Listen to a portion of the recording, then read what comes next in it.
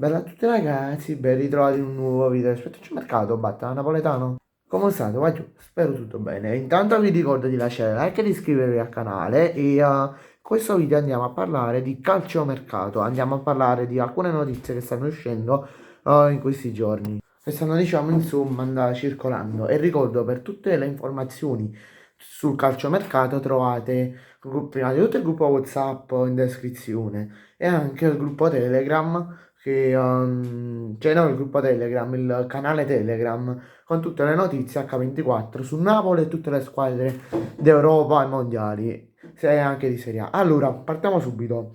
Partiamo subito con Milan, che è in cerca di nuovi giocatori e il candidato preferito è Mario Gila della Lazio. Fatemi sapere se vi piace come giocatore e tifosi milanisti.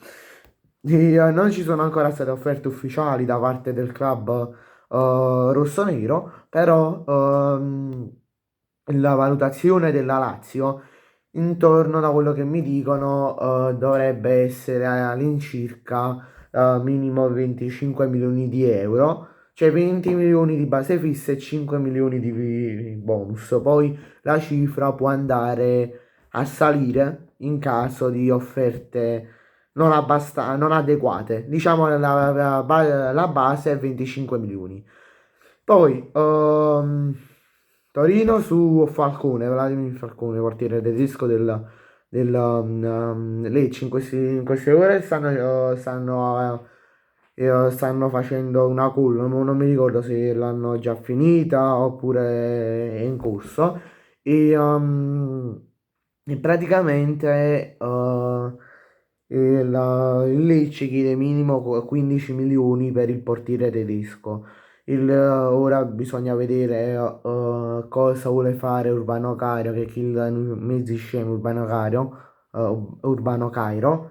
E c'è una cosa incredibile questo presidente, non vuole spendere soldi, cioè non vuole, i tifosi del Torino secondo me stanno proprio scucciati adesso. Poi, vabbè, poi Manchester United ci sono due notizie riguardanti il Manchester United. Uno è il rinnovo del proprio centrocampista cercando di blindarlo per almeno altre 2 o 3 stagioni, cioè di Bruno Fernandes. In questi giorni ci saranno ulteriori aggiornamenti sul tema rinnovo. Poi il Manchester United è anche,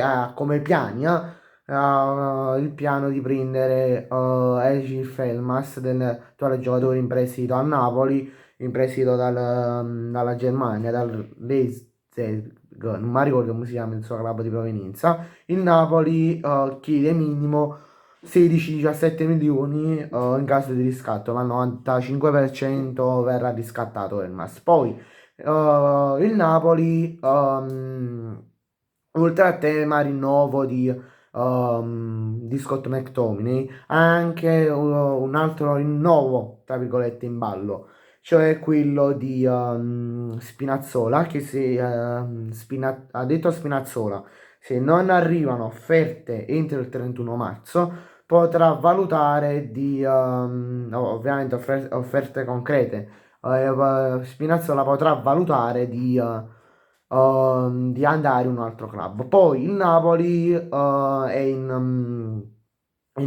entrando in trattativa proprio in queste ore con un giocatore.